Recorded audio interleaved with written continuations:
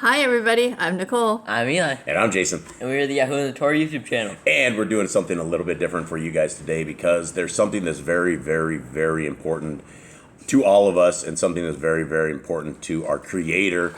And there's something that's very, very important to His Son.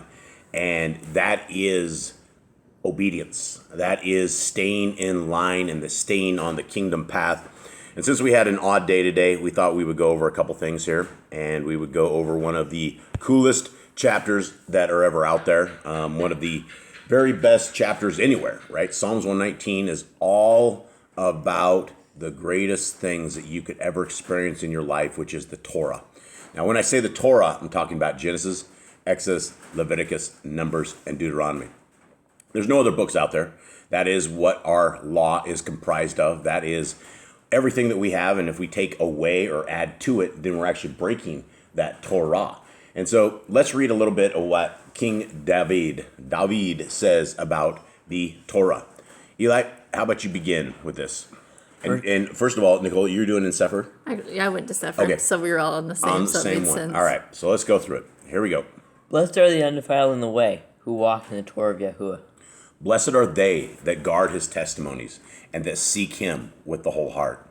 They also do not in iniquity, they walk in his ways. You have commanded us to guard your precepts diligently. Oh, that my ways were directed to guard your statutes. Then shall I not be ashamed when I have respect unto all your commandments. I will praise you with uprightness of heart when I shall have learned your righteous judgments. I will guard your statutes. Oh, forsake me not utterly. Wherewithal shall a young man cleanse his way, by taking heed thereunto according to your word. With my whole heart have I sought you. Oh, let me not wander from your commandments. Your word have I hid in my heart, that I might not sin against you. Blessed are you, O Yahuwah, teach me your statutes. With my lips have I declared all the judgments of your mouth. I have rejoiced in the way of your testimonies, as much as in all riches. I will meditate in your precepts and have respect unto your ways. I will delight myself in your statutes. I will not forget your word. Deal bountifully with your servant, that I may live and guard your word. Open my eyes, that I may behold wondrous things out of your Torah. I am a stranger on the earth. Hide not your commandments from me. My soul breaks for the longing that it has unto your judgments at all times. You have rebuked the proud that are cursed, which do err from your commandments. Remove from me your reproach and contempt, for I have kept your testimonies. Princes also did sit and speak against me, but your servant did meditate in your statutes. Your testimonies also are my delight and my counselors. My soul cleaves unto the dust. Quicken me according to your word. Okay, and so we will leave this where it is right here. We are just trying to get a little bit of time as a little family here. We have the rest of our tribe that is out and about right now, and as you can see from just basic reading of Psalm 119, this is the Torah chapter. It's all about the Torah. And if we cruise up a little bit more, it never ever goes from there. You know, I will start like at 28. My soul melts for heaviness. Strengthen me according to your word. You know, going into, say, 32, I will run the way of your commandments when they shall enlarge my heart. 33 says, teach me, O Yahuwah, the way of your statutes, and I shall guard it until the end. And then, it doesn't stop, right? There's nothing that turns away from this. In fact, it just continues on. We can just spin up. Let's look at 44, and it says, so shall I guard your Torah continually forever and ever. Now, Eli, what do you make of this, where it says, guard your Torah continually forever? Because we do know that in the books of Genesis, Exodus, Leviticus, Numbers, and Deuteronomy, it says over 53 times that we need to guard the laws, statutes, and commands of our Creator. Now, if we take what David here says, King David, he says this again. So we have it 53 times in the Torah, but right now we're at verse 44, and we have another 44 that are all about keeping these laws, statutes, and commands. So what do you think about this whole thing? It's all correct. We should always be guarding his commands forever. Yep, and King David never ever goes anywhere else, right? Verse 50 says, this is my comfort in my affliction, for your word has quickened me. 60, I made haste and delayed not to guard your commandments. Right? You have a king, you have a sovereign of all the world, essentially at least Yisrael, but he was famous throughout the world, and his son was famous throughout the world. But he is telling you the secrets to his success. And when he says, Eli, I made haste and delayed not to guard your commandments, what is he saying? Saying that he kept his commandments, that he held it fast to him. Yeah, and he went and he didn't have any other way. We go down to just say 70. Their heart is as fat as grease, but I delight in your Torah. It is good for me that I have been afflicted, that I might learn your statutes. The Torah of your mouth is better unto me than thousands of gold and silver. Again, it says it over and over, right? We're only in 70 some verses, and we can continue on a little bit more, right? Look at verse 80. Let my heart be sound in your statutes, that I be not ashamed. Now, Eli, what is the difference between a law and statutes?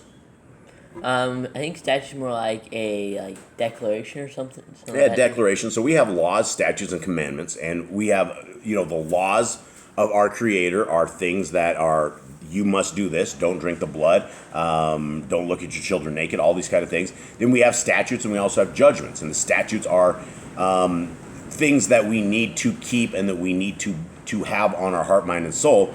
And then we have the judgments, which will come whether we either keep our Torah or we don't keep the Torah, and we'll either get blessings or we'll get curses. Now, I'm going to kind of wrap this up because there's not a lot here. Chapter 80 or verse 86, all your commandments are faithful. They persecute me wrongly. Help me. 92 says, unless your Torah has been my delights, I should have perished in my affliction. It's 97, oh, how I love your Torah. It is my meditation all day. So King David just sat there and wrote 97 verses, and he's still going about how much he loves the Torah, how much he loves the law, statutes, and commands. And for those who remember, King David was a man after Yah's heart. This is somebody that our Creator loved. And so if we want that same example, if we want to understand why it is that our Creator loved King David, it goes right through this. And this chapter keeps on rolling, right? 105 says, your word is a lamp unto my feet and a light unto my path. 109 is, my soul is continually in my hand, yet I do not forget your Torah. 113, I hate vain thoughts, but your Torah do I love. 115, depart from me, ye evildoers, for I will guard the commandments of my Elohim. Right? This is what the beginning of the book is about all the way to the very end of the book. Revelation 14:12 tells us those who keep the commandments of our Messiah or keep the commandments of Yahuwah and the faith of our Messiah are the ones who are saved. And it will continue on here. 127, therefore I love your commandments above gold, yea, above fine gold. 136, rivers of water run down my eyes because they guard not your Torah. Now, why would rivers of water run down his eyes, Eli, if he didn't? He was sad because they weren't keeping his Torah. Yeah, King David was sad because they were not keeping the Torah. 140, your word is very pure, therefore your servant loves it. 145, I cried with my whole heart, hear me, O Yahuwah, I will guard your statutes. 151 goes, you are near, O Yahuwah, and your commandments are truth. 157, many are my persecutors and my enemies, yet I do not decline from your testimonies. 163, I hate and abhor lying, but your Torah do I love. 165, great peace have they which love your Torah, and nothing shall offend them.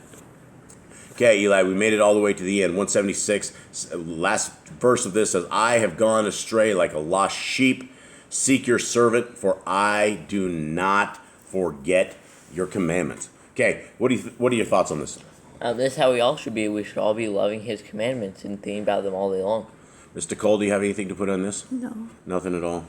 Nothing? I just have a question. Why is the alphabet at the beginning of some of these? Okay, so they're separated into all the Hebrew and the alphabet. It's like a certain amount of verses per thing. It starts at Aleph and goes all the way to top.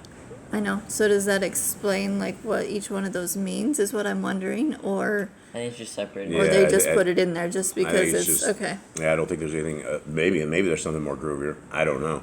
But yeah, this is the chapter in scriptures that you will never find anywhere else. It is all about the most important things that are in our lives. And so I thought it would be a good thing to remind us all to do, that we can all write this on our hearts, minds, and souls, and seek our Creator where He is able to be found, seek our Messiah where He is able to be found. And I guess that'll do it. That'll wrap us up. Everybody, thank you guys very, very much from everyone here at Boss Clan. We love you guys very, very much and hope you guys have a wonderful day. And we hope that you are living the Psalms 119 life to your full extent. All right. Goodbye, everyone. Shalom. Shalom.